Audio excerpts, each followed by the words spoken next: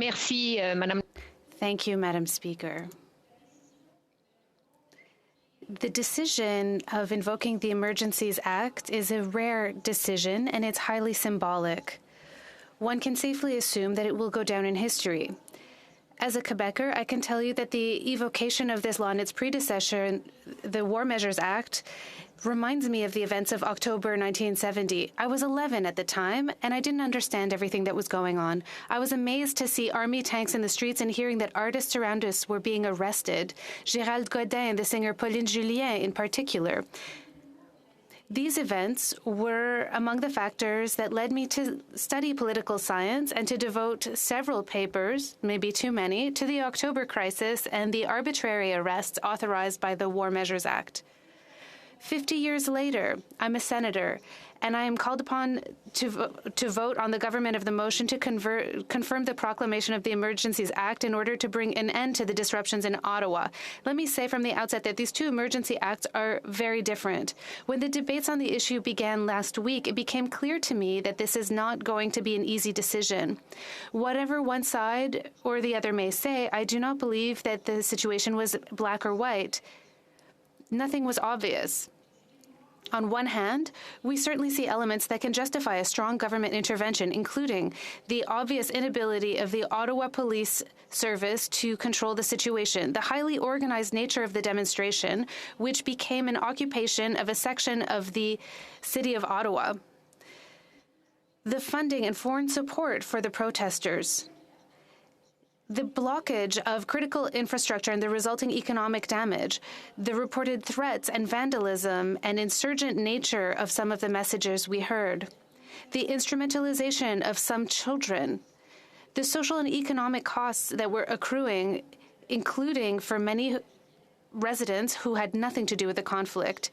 They went through a nightmare. Also, the risk that too much impunity for illegal acts would gradually erode the rule of law in Canada. I also note that the Emergencies Act, in addition to being subject to the Charter of Rights and Freedoms, contains several provisions that aim to prevent authoritarian abuse, including a mandatory inquest. But will they have all of the tools that are necessary to shed some light on the question? I'm not sure. If the motion is adopted by the Senate, the government will not have limitless discretion, power without limits, without discretion. The Emergencies Act is more measured in its response than the War Measures Act. That said, as early as last week, other evidence led me to question whether the government was unequivocally demonstrated that the disruptions in Ottawa were indeed a national emergency, being an urgent, temporary, and critical situation that seriously endangers the health and safety of Canadians, or that threatens the ability of the government of Canada to preserve the sovereignty, security, and territorial integrity of Canada.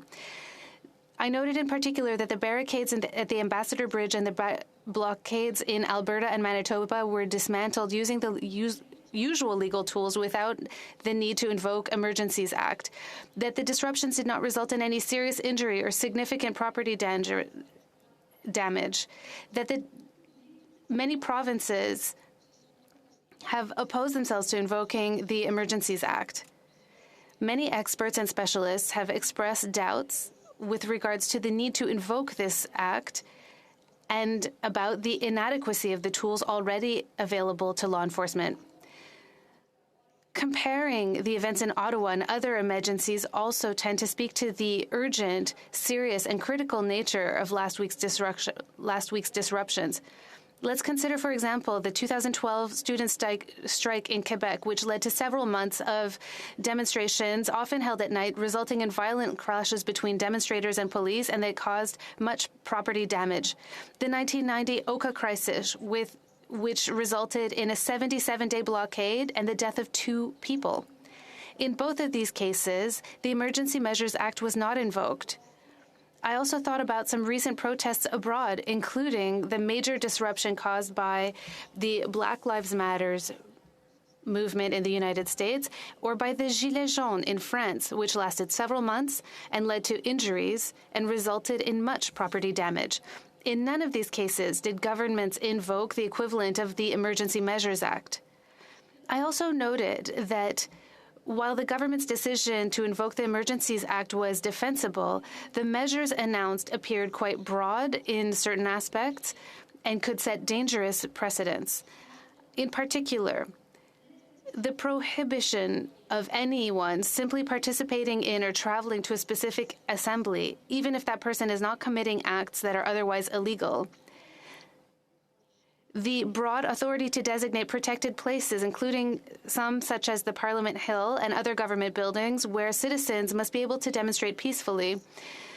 Also, broad prohibitions to contributions, financial or otherwise, that may be made to protesters by Canadian citizens. Has also repeatedly mentioned the international dimension of the crisis. For the government, the disruptions in Ottawa and elsewhere damaged Canada's image as a stable and economically secure country. These are legitimate fears, but these are not the only ones that have been expressed abroad. The Economist magazine wrote last week that invoking the Emergencies Act was a terrible idea that could make Canada a more rancorous or bitterly divided country. For all these reasons, I was hesitant last week. There were arguments on both sides. I did not believe the government had made an unequivocal demonstration that Canada is going through a national crisis, that the tools ordinarily available to law enforcement were insufficient, and that we had reached the law of last resort. But I was also aware that my perception of the Emergency Measures Act is colored by my personal experience in the history of Quebec, and that in this case, this law was primarily aimed at a crisis in Ottawa. I thought that while the government didn't deserve a blank check, it could still get the benefit of the doubt, at least temporarily. But the reality is that the situation has changed considerably since last week. As the Globe and Mail wrote yesterday, the day before yesterday, the question before Parliament is not, was Canada facing an unprecedented national emergency a week ago? It is rather, is Canada facing an unprecedented national emergency today? Last week, there were arguments both for and against the Emergency Acts, but changed circumstances, the basic facts on the ground, have greatly strengthened the arguments against to the point where they are overwhelming. The government itself repeats that it is assessing the situation every day and every hour. Our assessment of the motion must change as well based on the circumstances. Today, there is no longer a single blockade in Canada. There are a few trucks parked in Winnipeg. Ottawa has been cleared. More radical occupants have retreated. The extremist threat seems more diffused. There could still be doubts with regards to the utility of the Emergency Act to address the emergency last week. There's no doubt that a state of calm has now returned. We're no longer in a crisis. In response to questions, the government argues it must maintain the Emergency Measures Act as a preventive measure to manage a risk of further demonstrations. I don't think a government can invoke the Emergencies Act as a preventative measure. It's not a risk management tool. In all societies, including in Canada, there will always be risks. In my view, the government cannot justify the application of the Emergencies Act by referring to an undefined risk, a hypothetical threat, or potential disruption. In light of the overall situation across the country, the government's assertion that has secret information about potential threats is not sufficient to justify continuing emergency measures. This opens the door to obvious abuses. This law is highly valued by police services. I salute their efficiency, professionalism, and restraint. This law can be useful and effective, but the question before us today is whether it is still absolutely necessary. The government also mentions that the decision to invoke the Emergencies Act was well received by Canadians. I have no doubt about that. But that's not the question. The Senate has the privilege and the responsibility to consider and vote unfettered by electoral considerations. I also note that if the Senate were to vote against the government's motion this week, it would not have the effect of retroactively invalidating the decisions that have been taken or the actions that have been taken since the proclamation of the legislation. This effect seems to me to be consistent with the legitimate idea of giving the government the benefit of the doubt in terms of the situation over the past week. But I have not received a satisfactory answer to the key question that arises today. What is the threshold? What are the criteria that the government will use to decide whether to revoke the law? The true challenge we have here today is to maintain social cohesion in a society that is increasingly polarized. My colleagues, Kim Pate and Paula Simons, talked about it fantastically yesterday. In preparing a UNESCO conference in Quebec on the radicalization of young people that leads to violence, Quebec and Canada are not spared. Social media are amplifying all of this anger, and public health measures have become a rallying cry. It's very concerning. What is comforting in the short term is the context in the field has changed.